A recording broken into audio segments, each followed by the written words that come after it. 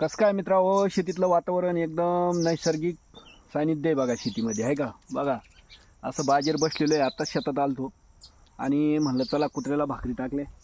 आता कुत्र्याला भाकरी टाकून झालेले आहे. रात्री लाईट आहे तर पाणी बी लावलं ऊसाला. इकडं ऊस आहे पाठीमागं, हा ऊसाला पाणी लावलं आहे.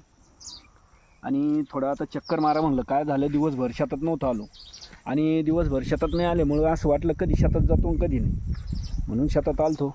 ते अशी चक्कर मारवली, चौकून चक्कर हाणली. आता कुत्र्याला भाकरी टाकलो, आता घरी निघलो. पण कुत्रे असे कलाकार आहे मित्र. वा बाई, पोळ्या टाकल्या आणि त्यांना आता दूध कालवून बी घातला.